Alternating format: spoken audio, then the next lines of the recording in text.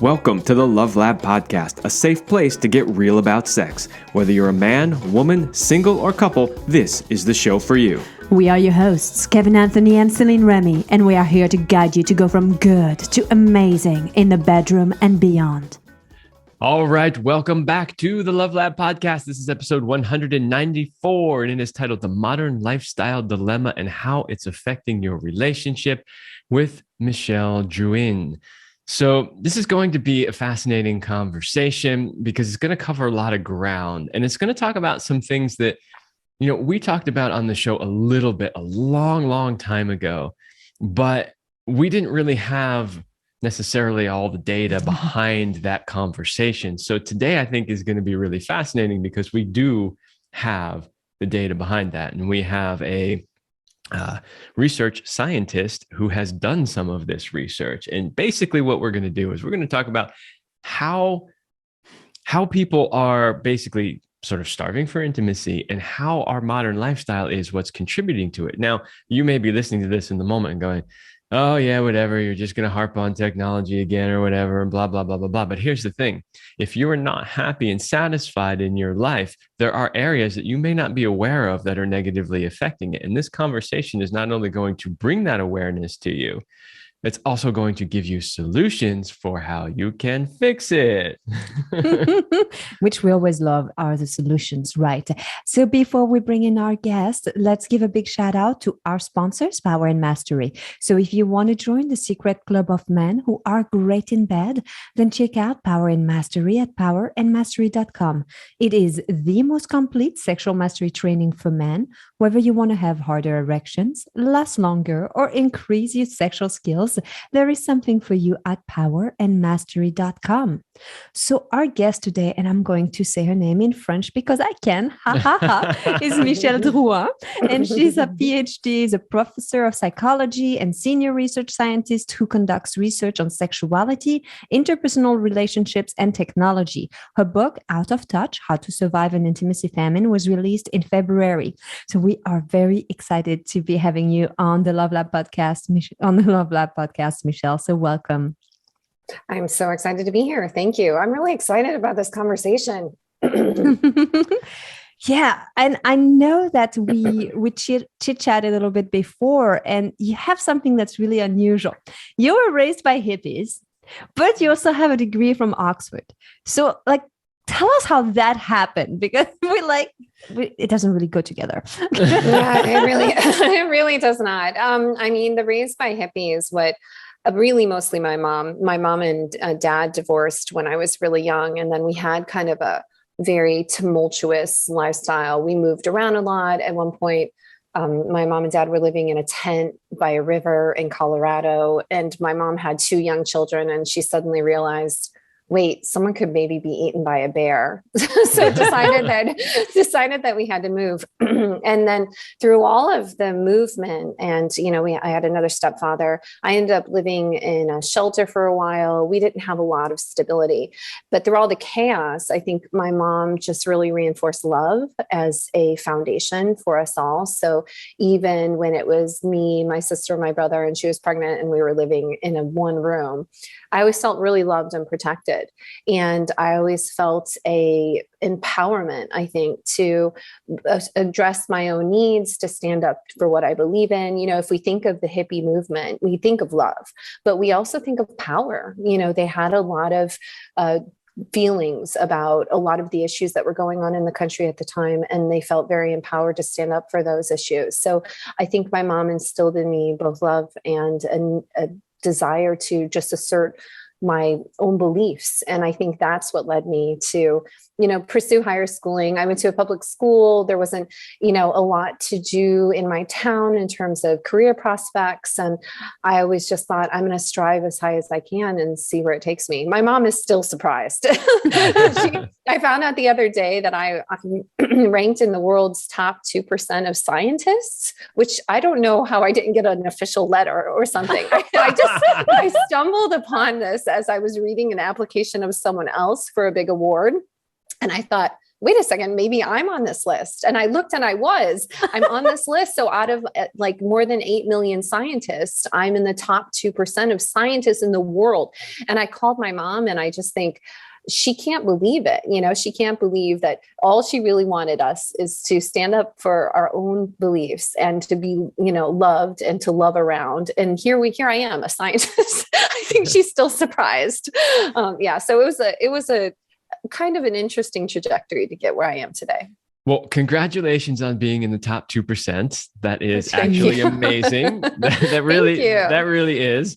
And what's cool about it is you didn't even know it. I didn't know. Where's my letter? That's what I want to know. Right? Like, unlike a lot of these scientists who think they're God, you didn't even know you were on the list. So that's really cool. But aside from that, the reason we asked that first question is because, I'll hold up the book here, because you wrote this book, Out of Touch, and the subtitle is How to Survive an Intimacy Famine. And so I think that your background, your upbringing kind of helps show that not only have you done research as a scientist on this, but you had sort of what most people would consider a challenging childhood, right? And so you had to learn how to survive that, how to make sure that you were, getting the things that you need. And so I think all of that factors into how you got to where you are and how you chose what you're currently studying. And so I just think it's directly relevant to, the information that we're going to talk about. So that's why we asked it.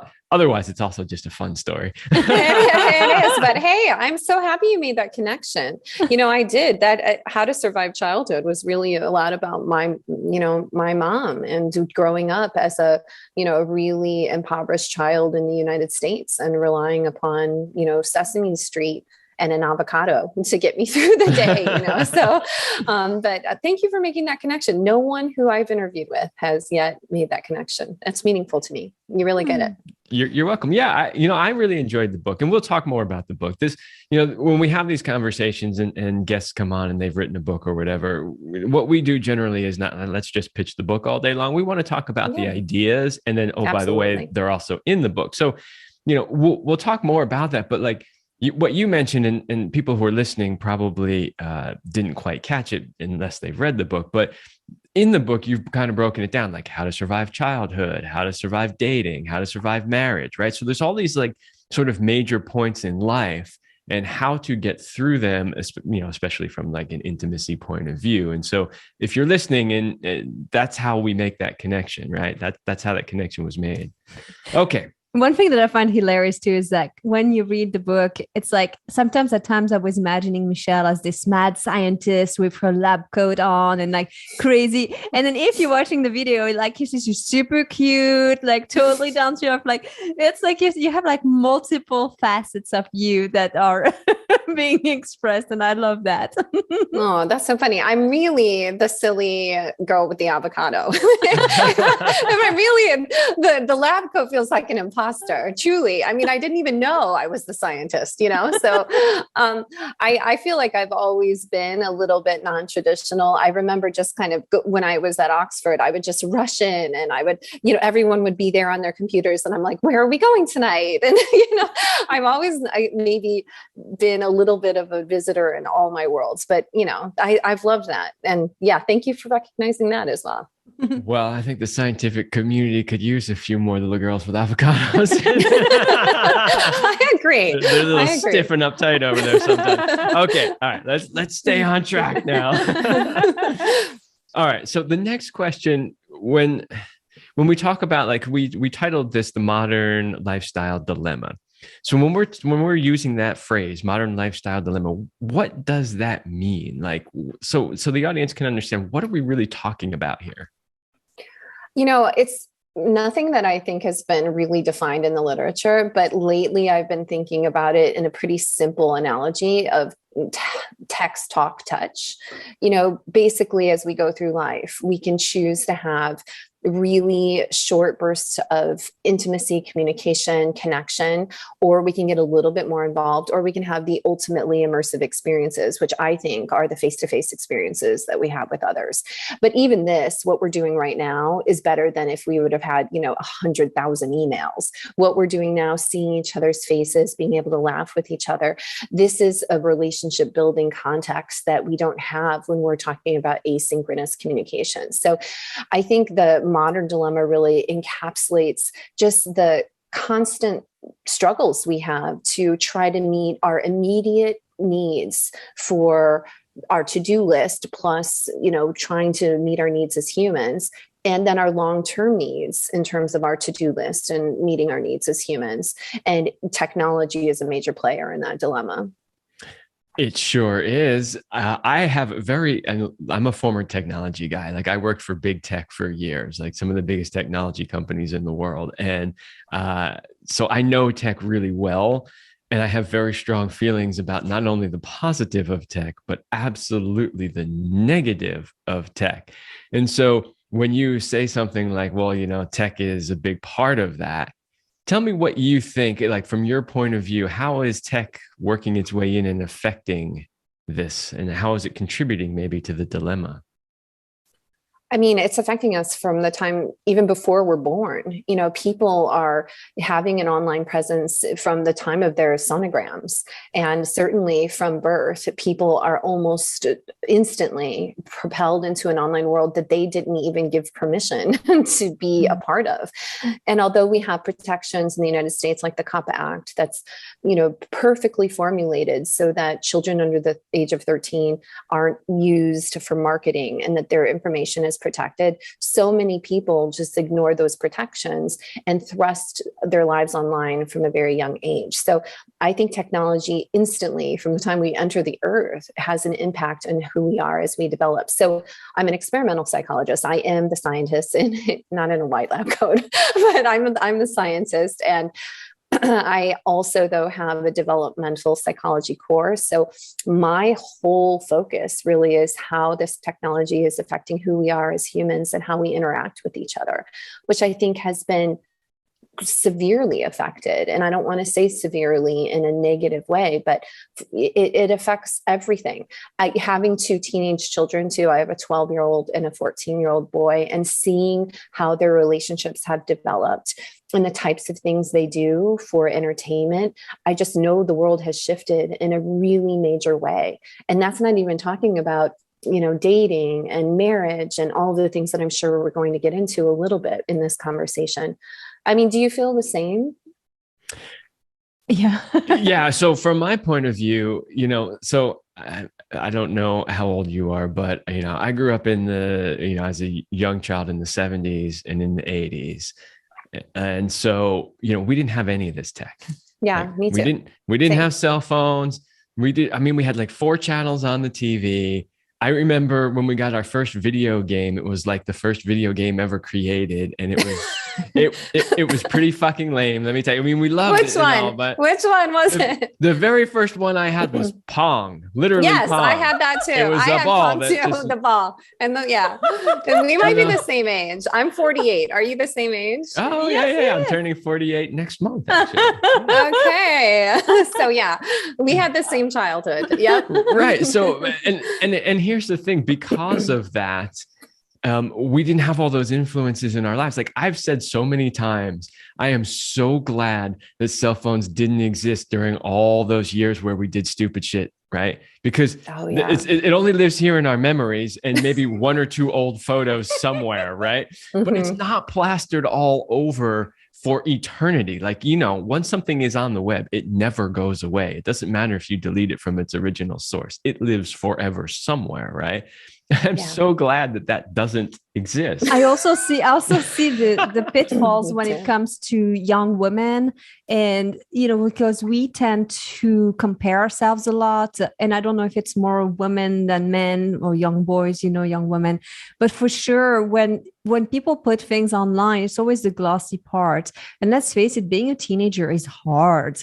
And if you see all these people with their filters and all these glossy things, and your life feels like shit, and you're suffering because you have hormones and stuff, and then you're probably not feeling good enough, not feeling adequate, you're comparing yourself, and probably can get into a very lonely, depressed state, just even though you're kind of technically so connected because you have all of your online friends, right? But yet you're feeling really lonely, probably. Yeah. Absolutely. Go ahead. I was just going to say, and that's something that I would love for us to talk about more, which is this idea that all of this technology is designed to connect us. And yet, if I really observe, and because I grew up without the technology, I have something real to compare to. I think we are more disconnected now than we have ever been, despite the fact that we have all of this technology that's supposed to connect us. Because like the perfect examples, if we're coaching clients, right? And this happens all the time. You see people that get into arguments because they're texting each other. Like, we need to talk over a text, right? Like, no, you do not have complicated relationship conversations over a text, right? You know, if you absolutely cannot reach them any other way, like face-to-face, number one, something like this video, number two, if it's super important and you have to get it out there and there's no other way to reach them, maybe an email. Get a call. Yeah. Yeah, phone call. Yeah, or phone, sorry, I forgot phone call. Yes, phone call. He went straight to email. But texts are like, I'll be home in 10 minutes, right? They're not a place to have that type of conversation. Do not dare email me, Kevin.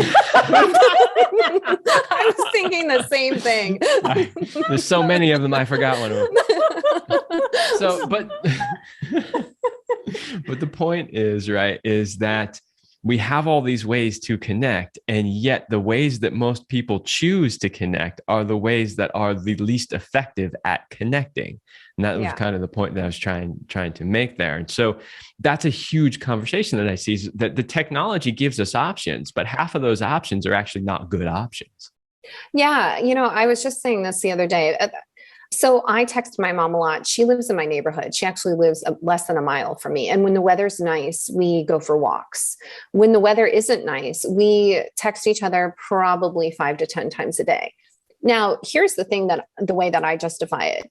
20 years ago, I wouldn't have been in contact with my mom at all during the day. I wouldn't have called her. We wouldn't have met face to face because I'm working, but I can send her little text messages during the day while I am working. She will probably text me while we're on this podcast, and she can update me about her day. So what I think we're getting are these little drips of socialization that wouldn't have existed. So on the positive side, I'm able to keep constant contact almost with people that may not have been part of my daily life because of geographic barriers, or because, you know, we just don't have the emotional closeness. Maybe, you know, I heard from another friend who lives in Toronto today. She just lost her sister-in-law, and I had messaged her last week, and she said to me, yeah, you know, things are rough, but she's in a time where she's grieving. I don't think she really wants to have a phone conversation right now. So in lieu of us talking or being able to be together geographically, I think these text messages are a nice supplement, I guess. That said, I'm going to share with you guys, you know, we had, lucky for me, a phone conversation prior to this, you know, my tryout for this podcast. And thankfully I'm here. But one of the things I thought of was, these two people seem so cool. I'd love to come out and see them. That's where my mind goes in terms of being able to bond with an individual. It does go to those face-to-face experiences. So, you know, talking to you like this makes me want more, but I'm not sure that's true for my children, for example. For them, this is enough. This would actually be a little too immersive for them. A phone call, definitely not. You're getting the email. Yeah, but don't you think that becomes a case of you don't know what you don't know? In other words, they think that it's too much. They think that, you know, the technological communication is enough, but it isn't really. And they don't know that because they've never actually experienced what it's really like. Absolutely. Well, what it's really like 30 years ago. Right? I mean, because it's just a different time now. What we had, I don't think will be recaptured again in history. Really, I don't. Technology, I don't think is going to ever just fall away unless there's some giant technological infiltration that debilitates all technology till the end of time. It's just too easy. It's just too convenient. I don't even want to give it up. I mean, we're having this conversation right now. We found each other because of this technology that we're also not super happy about. My children will never have the opportunity to live the life I lived 30 years ago. And it makes me a little bit sad, but then they also do things that I never would have. I remember on Fortnite, there was a Travis Scott concert and they were so excited about it. This was years ago. It was one of the first really immersive experiences that were done through Fortnite. And so they had a friend over from across the street. They went down, they were texting their friends, Snapchatting their friends. So it was like this experience that was completely blended. It was online with a friend there, their two brothers. So they had people, and they also then had their friends online. And I just think my life will never be like that either. Right. So we're both missing out on something. And with the way work from home is going, I think a lot of today's youth are going to be working in environments where they don't have as much contact with people. So I'm just not sure. Maybe we're preparing them exactly for the lives that they're going to have in the future. And that's going to bring us to I don't like to keep harping on the downside. I like to be more of a positive person, but there are a few, I think, sort of critical issues here. So I agree with what you said. And like anything else, like just say alcohol, right? Alcohol can be used in a perfectly fine way. You can go out and have a drink with your friends and it's not a problem. And it can be massively abused and literally destroy lives and families, right? Yes. And that's I see technology as being just like that. It can create that wonderful immersive experience that you were just talking about. And it can also create massive loneliness, disconnection, and all of that. I mean, think about if your entire life is you work from home, your friend connections are all remote or text or whatever, and you have basically and let's say, because a lot of these younger kids I've seen, they end up dating much, much later in life because they don't have all the opportunities, and they literally become socially awkward as a result of this. They don't date, and then they end up sitting in an apartment by themselves with nothing but technology. And I just see that as sad and detrimental to people's lives. I think it was in your book where you were talking that we are replacing the oxytocin that we get from kind of the touch and that being bonding with people with the dopamine rush that we get from, oh, you got a like, or here's a notification from the online thing. And I think that I don't think they are interchangeable. I mean, they're not the same. I think you're really missing out if you don't have that bonding and that oxytocin in your life. Yeah. What do you think about that? I think so too. Yeah, I mean, it's hard for me because I feel the same, but I wonder how much my view of what is valuable to human connection is shaped by my own experiences. I can also admit that our own histories, our childhoods, for example, what you described, has shaped our view of what we need and want as part of our existence. And my children, who are having a completely different upbringing, are having their life shaped by it. What you say, Kevin, I totally agree with. So my son went on spring break last week with another family. He actually skipped school for 6 days, which I'm happy about because I'm like the hippie mom too. I'm like, no, have fun. School can wait. So he went and he had a great spring break. So when he came back, we were sitting at the dinner table and I said, did you meet any girls? He's 14. He's never had anything close to a girlfriend. Now, mind you, 2 years of that has been pretty much wrapped up in COVID. 1 year entirely, he and his brother were homeschooled through the school, but they did online school entirely. So he didn't have a lot of communication with anyone. But I think in middle school, there were certainly people dating, like people were dating. So I'm wondering, when are they going to hit these milestones? So he came back and I said, did you meet any girls? And he said, yeah, I met someone. And I said, did you kiss her? And he said, yeah. And my husband's like, I didn't even ask that because he had driven him home. But I was so happy. I was so happy that he kissed a girl. He said, I said, how did it happen? He's like, well, we were in the hot tub together with a bunch of people. And then I walked her back to her room and she kissed me. And I was like, awesome. I was so happy because these baby steps that my son is taking now are setting the stage for his later relationships. And I want him to make mistakes, and I want him to fall in love, and I want him to feel nervous and curious and excited. And, I want him to have a healthy sexual relationship when he gets older. And I think the building blocks of that start, as you say, coming quite young. So, but I think that our view has been shaped by our own experiences. So I just hope that it's not as dire as what you're saying, and that there are relationship alternatives even for people who are slow to the game. Yeah, well, we all certainly hope it's not that dire. Unfortunately, though, I think we're not going to know the answer to that until it's potentially too late, right? Because you have a very valid point, which is that, yeah, what you and I would need, being born and growing up in the 70s, it may be different simply because of the time that we grew up. However, it's also entirely possible that those are core human needs that aren't being met in today's technological society that we won't see the effects of until several decades down the line. And, I read yesterday that they just released the census data from 1950. There's apparently a 72-year lag in when they publish census data out to the public. Can you believe that?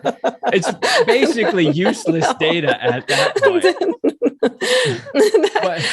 It must be a re-release. Come on. It can't just be the first time, really. The article I read literally said there's a 72-year lag. They don't publish it out. It doesn't mean that they don't have that compiled themselves, but apparently they don't release it. Okay. The gist of the article had to do with how many children people are having today. That's a whole nother subject. Apparently, we are having half as many children, even though our population is double the size. That's a whole nother conversation.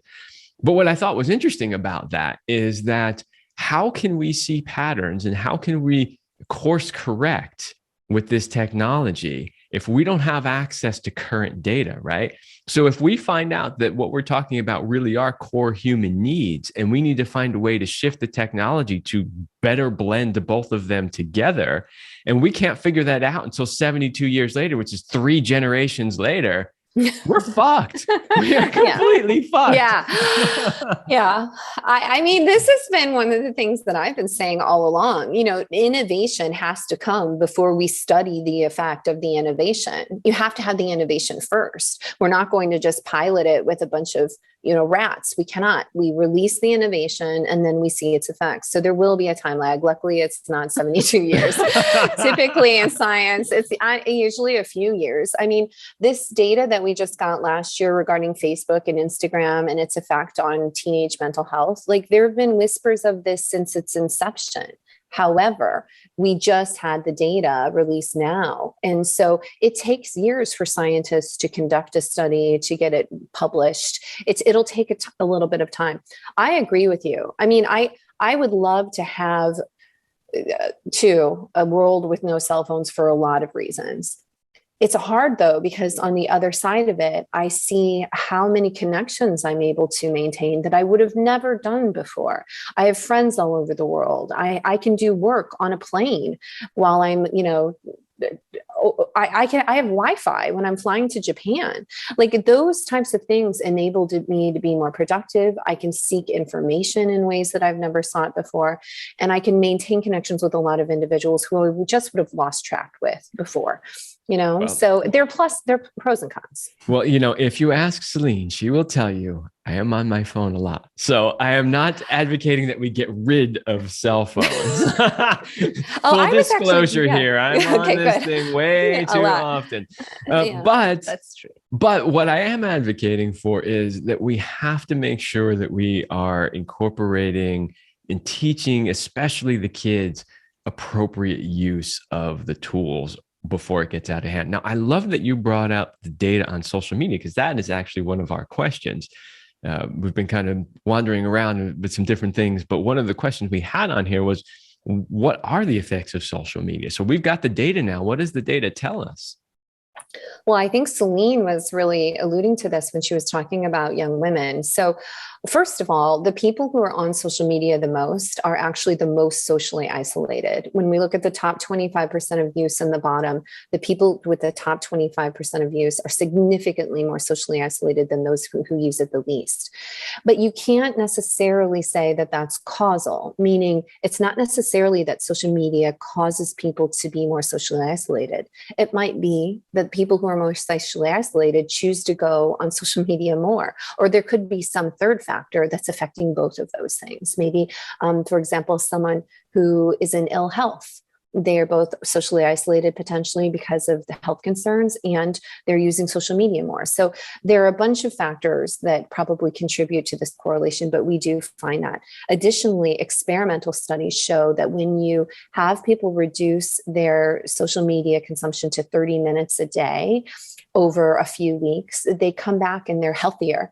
And they say that they have done more things more likely that have helped increase their mental health. So researchers are saying it's not necessarily that you're taking out social media, it's that you're replacing it with something that's of value to you, maybe exercise, maybe actually physically getting together with friends, maybe sleep.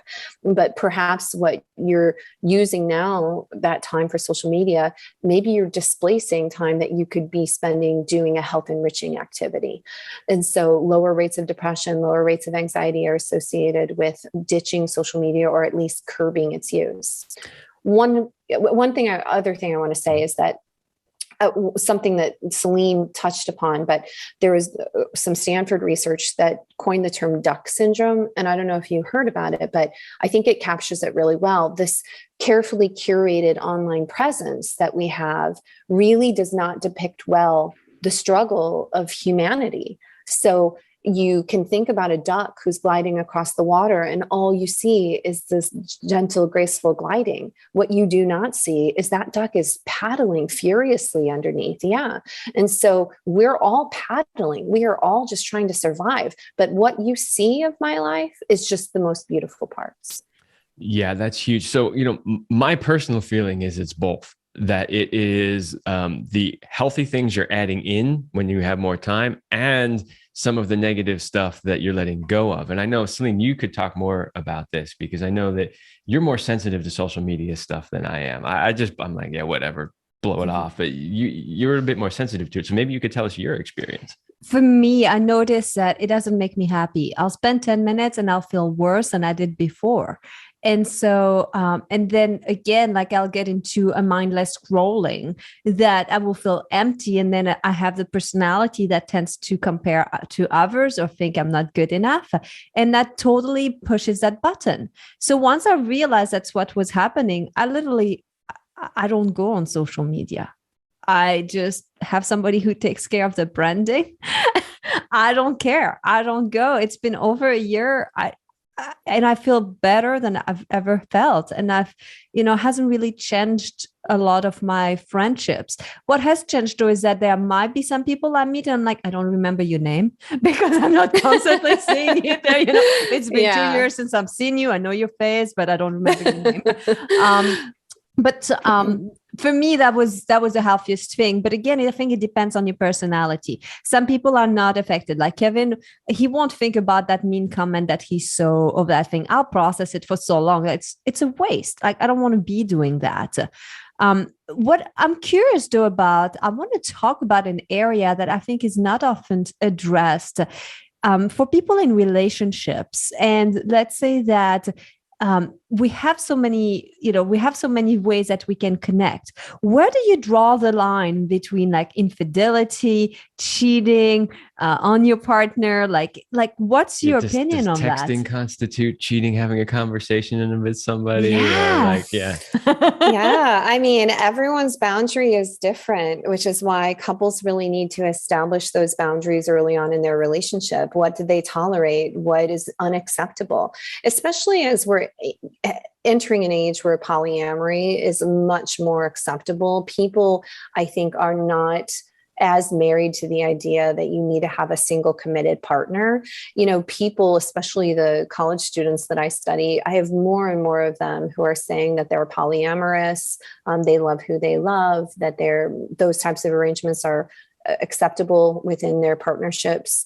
And one of my students described it to me like this. She said she realized that when she ended relationships, it was often because she found someone new who was more exciting, who she thought, okay, well, I'm really into this person, so I'm going to break up with this person. But she hadn't actually fallen out of love with person A. She just was excited by person B. So polyamory allows her to keep person A in her life if that person would like to stay there. So as we're thinking about the way relationship configurations are evolving, maybe this is a product of tech, right? That we can now entertain more relationships simultaneously because of that ability to connect. It's easy to cheat online. I've seen statistics from attorneys saying that WhatsApp, Facebook, are responsible for like 1/3 of divorces. So people are using social media as a way to have covert conversation with people who they find attractive. And my own research has shown that we keep backburners in our lives. So backburners are people who we consider as relationship alternatives. Either we might want to have a committed relationship with them, or maybe we just want a one-night stand or some kind of sexual relationship with them. We keep them in our communication spheres with the idea that one day maybe there'll be some kind of relationship with this person. Yeah. And so, but this to me, I see as a big problem. Okay. So speaking of polyamory, right? So we have a lot of experience in polyamory. We were in a triad when we first met and got together. We had a whole poly community here that we were incorporated into for a while. And one of the things that we noticed over all those years is that I love the idea of, well, this allows me to keep this person in my circle. That's one of the positives of polyamory. But one of the negatives that's very rarely ever talked about is what we've personally witnessed is that people will always go, squirrel, squirrel, grass is greener over here. Let me run over here. And because they have that option, they don't stay and invest in their relationship, the current one that they have. Like maybe there's something going on that's a little difficult or challenging. And then there's this bright, shiny new person over here. And hey, I'm poly, so I can go over here. So all of a sudden, all the focus and energy goes over here. And they're not taking the time to focus on building and maintaining their relationship. So I think a lot of that has to do with like, how many of these people are going to end up with a similar situation to you where you've been married for 30 years? Right? Like that's not happening because they're just like, oh, grass is greener over here. Or there's the addiction to the new relationship energy where they go from this because they like that, which kind of is similar to what you get when you're online, that dopamine, that thing. And it's like that new relationship energy, you're really high on all these different hormones. And then it's like it will come down. And when it comes down, you're like an addict, like I need my next rush, my next fix. But that doesn't occur solely within polyamory, right? It occurs, I think, with people who are in monogamous relationships as well. They also probably feel that same squirrelness. We have high rates of infidelity, even within relationships that are supposed to be, committed monogamous relationships. So I think that new relationship thing is a thing. One of the things I've recently started saying more is that we need to start reconceptualizing love and seeing the fire as the floor and not the ceiling.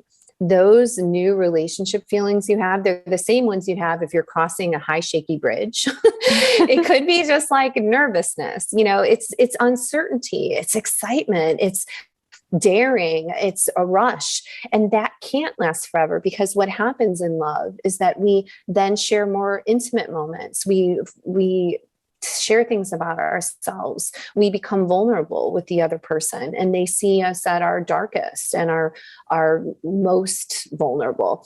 And then it moves to a commitment phase where we say, we want to be with you forever. But that's not compatible necessarily with that fire, that energy. And I don't know a single couple. I mean, my husband and I are pretty good about keeping our intimacy high. We made a commitment to do it. So it sounds probably a little formulaic for most people, but we made a commitment and we stick to it. And we make sure that we show each other the intimacy that we need as a couple. there's so many good health benefits anyway. But I don't think, even with what we have, does his touch feel to me the same way it did 30 years ago? No, of course it doesn't, right? So you can't recapture that. And I guess it's just a decision, like with technology. You decide, I'm going to stay with this person. And now this comfortable feeling, this feeling that you'll never leave me, that's what I'm searching for. That's what I want. So I'm curious, what are you guys doing? We talk a lot about what we do we've only been together for a little over 6 years, so we're not at 30 yet. But already, if you don't have those things in place, you can see how easy it is to fall out, and like, it's so much harder to go back on the intimacy train and that connection than if you keeping it alive. So we've talked a lot on different shows about what we do with our date nights, with things that we do. But I'm curious, what about you, Michelle? Like, what do you guys do? What has worked for you? So we did not keep a sustained intimacy connection when we had children, but it was definitely more me having them. Really? Yeah, really. So when we had children, and then just, the breastfeeding. So I had a child, and then I breastfed for a year, and then I got immediately pregnant again. And then I breastfed again for another year. So there were pretty much almost 4 years where I felt like I had always something in my body or on my body. And so I remember that time as being really tough on us in terms of intimacy. We had had a really good intimate connection until that point. We waited 10 years to have children. So I didn't have my first child until I was 34 and then 36. So we had a lot of time together. We traveled a lot. We just really enjoyed each other. And then during that about 4-year period, I think it was really hard on us as a couple. We were fighting more. We felt more disconnected. And so my husband came to me one day in probably the best way he ever could and said, I would spend the rest of my life with you if we never have sex again. I would still spend the rest of my life with you because I love you. He said, but I would like to have more sex. And so what can we do to so that we're meeting each other's needs? And because he didn't give me an ultimatum, because he came to me and said to me, look, this is not a threat. It felt like such a great way to begin a conversation about, his intimacy needs. So at the time, I did pretty much what I propose in the book. So in the book, I talk about, these studies that have shown that increasing sex doesn't necessarily increasing happiness, but if they found people who actually had a disconnect, they would do. So we made a compromise. I said to him, so mind you, we're like 37 at the time, and we'd been together for 18 years. We like to have sex. And he said, every day. I said, well, for me, it would be probably but every other day. And he's like, perfect. And so we've kept it like that. It's every other day. Now there's some days that we miss, but whether we're fighting before we go to bed or not, we're like, we're having sex because it's every other day. So again, that's the formulaic part of it. But once we start, once I start kissing him or, we get close to each other in the shower, the feelings that we have, like being angry with each other, they kind of melt away. So it does actually bring us a lot closer. And now that we've made that commitment, I would absolutely never have without that type of commitment embedded in it. I think it's really, really important for us. Yeah, well, I think it's really, really important for everybody. It's just most people don't really realize that. So, some people are probably thinking every other day, oh my God, that sounds like a lot. I personally, I'm on board with your husband. I would be every day, but I could do with every other day too. But I mean, and that's not a joke, but at the same time, really just like you did say in the book, I think two times a week, if I recall it in the book, was like the sort of magic number. Like that was enough for couples to be happy long term. Because there's this whole like 48 hours of high that you get. Afterglow. You had a really good connection. And I can really relate to that. I was talking to Kevin about this and I was like, I feel like when we have really good sex, I mean, I could go for it again the next day, but I don't really feel like I need to like for 2 or 3 days. And I'm like, oh, let's do it again. So I can really see that, that it can happen, that this afterglow. One of the things that I do enjoy is milking the afterglow. And by that, what I mean is we talk about the great sex we just had, or we do stories about what we just did. Like we recap to each other and the moments we liked or what was good. And it kind of like keeps things going for us too. Yeah, my husband and I do that, but in anticipation, so when in the morning he'll say to me, like when we're on a phone call, he'll tell me what he's anticipating. Instead of it being a replay, it's a foreplay. It's the foreplay. So I think that is a good way, to turn on, because so much of our enjoyment of sex is psychological.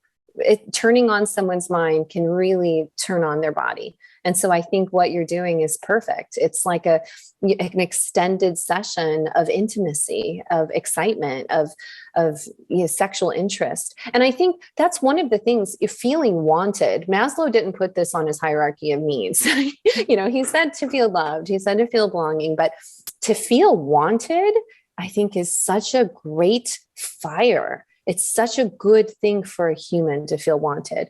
And I really want my husband. That's awesome. I I want to sort of appreciate you for being a good example to everybody out there, because, you've been in a committed relationship for 30 years. That's a long time these days. Like that used to be the norm. It's not really the norm anymore. So one, there's that.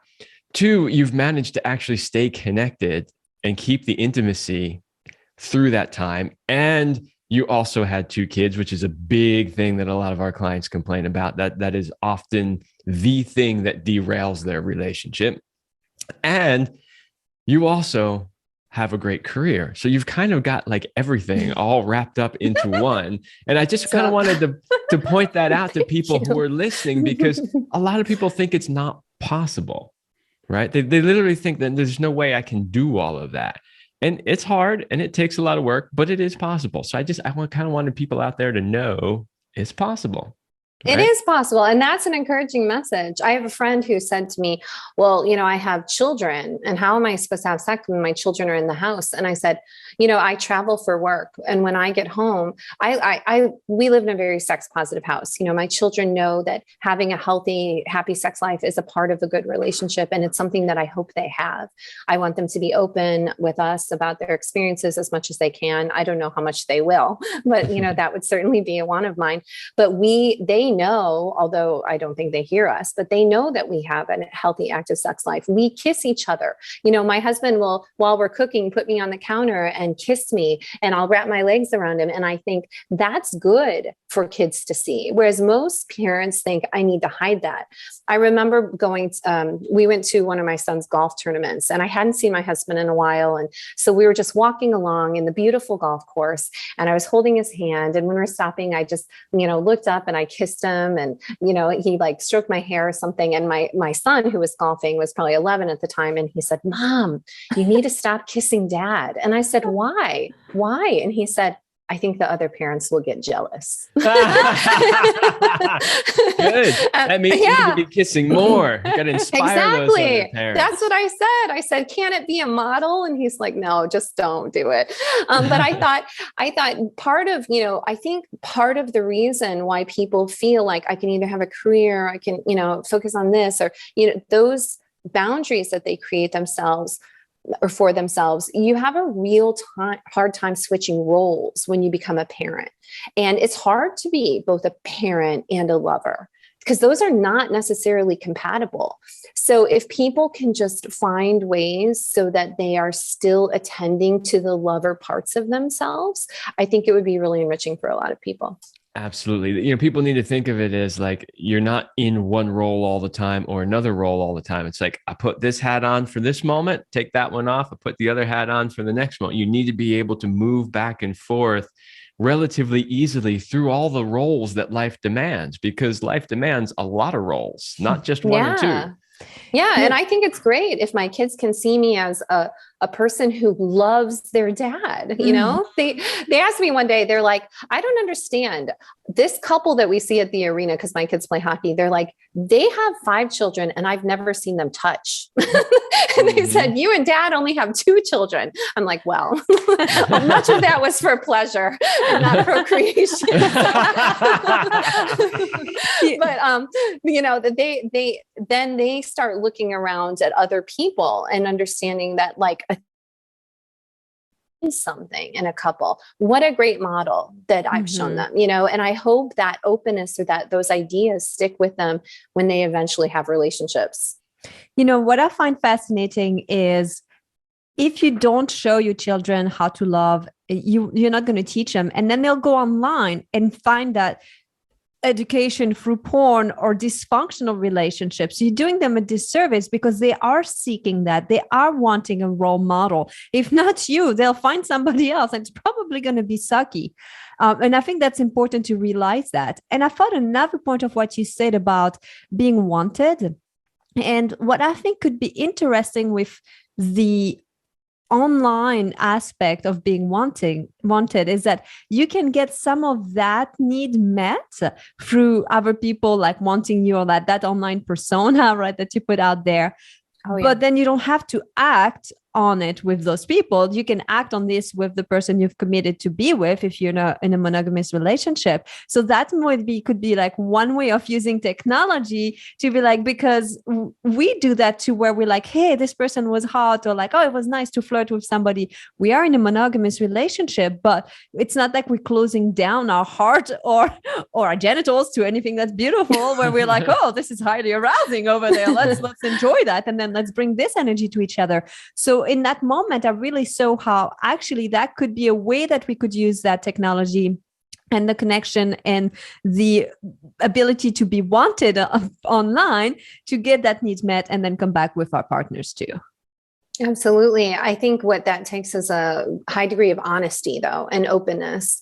You know, you guys are talking about a subject that is so taboo to most people. They don't have open conversations with others, not even their closest friends, about their intimate moments and how they feel. And so for you guys to be able to have the conversation that, oh, I saw someone and they were hot, but let me bring all of this energy to you, like, that's evolved. That's something that most couples will never get to. It's hard because we also then feel protective of the mates that we have. We want to hold on to them. And so anytime that our mate is attracted to another person, it might feel like a threat to the stability of our partnership.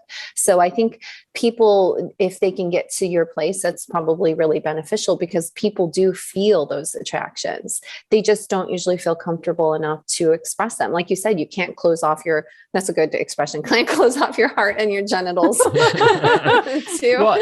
attraction. The key really, at least for us, and it seems like for you, is your husband came to you and said that I would be married to you for the rest of my life, no matter what. So what is he doing there? He is basically cementing in the trust, right? Because he's coming to you and saying, I am in this 100% for the long haul, till death do us part, so to speak, right? I'm in this with you.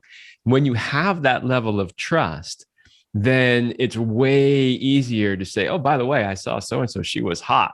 Because the person's like, yeah, whatever. I know he's already committed. Like, I trust that what he tells me is real and he's in, right? So that's the level that we have. For sure. Yeah. That's lucky. I don't think a lot of people have that. You know, I don't feel that a lot of people trust that. And I think a lot of people also might lose attraction to their partners. You know, a lot of this we've been talking about is getting yourself in the right mind frame. But what if over time you're not attracted to your partner anymore? What do you do then? How does that shape your relationship? I know I was looking at some research recently about the most common sexual complaints or issues in couples who are having sexual problems. So they seek counseling for the sexual problems, and they all have to do with desire. All the top ones have to do with desire.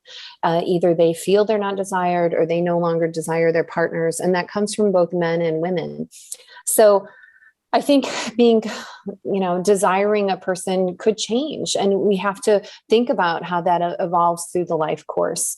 And I think it's tough. You know, Kevin, you're about my age at this point in my life. As I'm heading into my 50s, I'm trying to do everything I can to maintain my health and maintain all of the vitality that I feel that I've had through my lifetime. And I'm doing that in part so I can continue to have healthy physical relationships with everyone in my life, whether that be roller skating with my kids or having a really positive, intimate life with my husband, right? I'm trying to make that happen.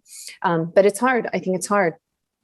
It does take more work. I mean, so that's a huge piece that we work with couples on, is how to get that desire and that drive to want to be intimate back again when you've lost it.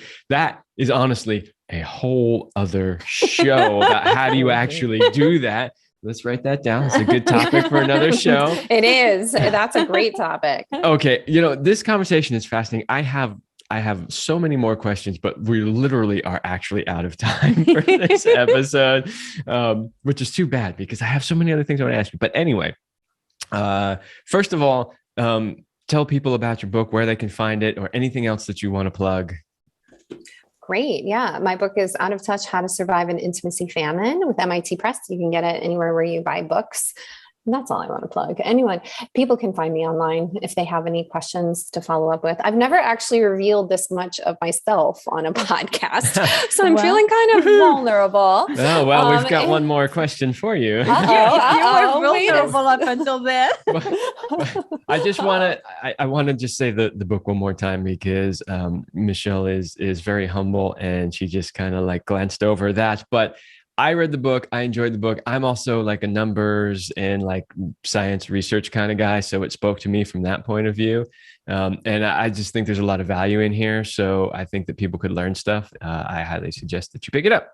And the data is also like current, because sometimes, you pick up books and it's like, well, that was 10, 15 years ago. This is more like 2-3 years ago. Like it's still very relevant to what's going on. So it just feels current.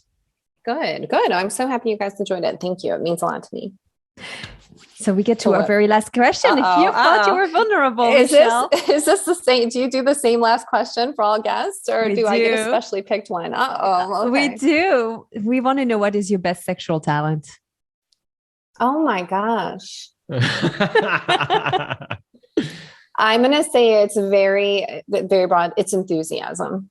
I'm enthusiastic. As a lover, I always, like when my husband comes home, I will sometimes like throw my arms around him and say, never leave me. And I'll just like start kissing him. And I think, like I said before, sexuality, a lot about being turned on is turning on the mind. So I'm enthusiastic. I always enjoy myself. And I always want to make sure that my partner knows how much I'm enjoying myself. I know that's probably a generic answer. I'm sorry I didn't get anything. No, look, you can answer the question any way you want. I can honestly say, from a man's point of view, having a partner who is enthusiastic about sex is actually really important to me. And we talk about this a lot, but one of the things I always say, especially as I get older, which is that, when you're younger, you're just like, sex anytime, anywhere. I don't really care so much. I'm just happy that I'm actually having sex. But when you're older, not only do you require a deeper connection, but for me, like, I could be super horny and wanting to have sex, and if she's not into it, it's not even fun for me.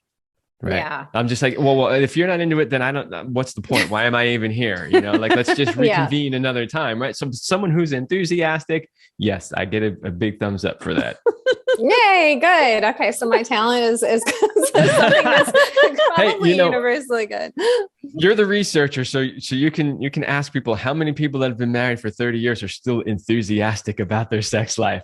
Not that many. Yeah, that's the part that's probably unique. I think people should know too, because I think maybe a lot of your listeners, it sounds like they might not be at the point where you guys are, or, they may be feeling like their sex life needs a little bit of oomph. What I will say is, fake it till you make it in terms of enthusiasm. Maybe you're a little bit tired. I am at the end of the day, a little bit tired. But if I feel like I'm going to be enthusiastic, it makes it so much better for both of us. So it's a commitment sometimes to just feel those feelings and just, it'll happen. So anyway. commit to That's it. so true. Great advice. Absolutely. Yes, as we always say, you don't have to be in the mood, you can create the mood. Absolutely. That's exactly right. Oh yeah. Yeah. Well, thank you guys. I didn't feel that vulnerable. So thank you. You're welcome. Well, thank you for sharing, for your openness. Thank you for all the fascinating data too that you threw in there. Like, it's just amazing. And for people who want more, make sure you get the book, Out of Touch. Michelle, it's been a pleasure having you today. It was a pleasure being here. Thank you so much. All right, everybody, that's all the time we have for this episode, and we will see you next week.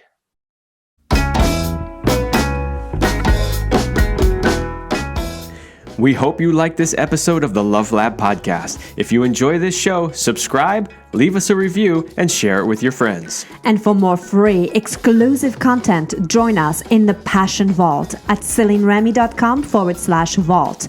That's CelineRemy.com/vault. Thanks for listening. And remember, you're amazing.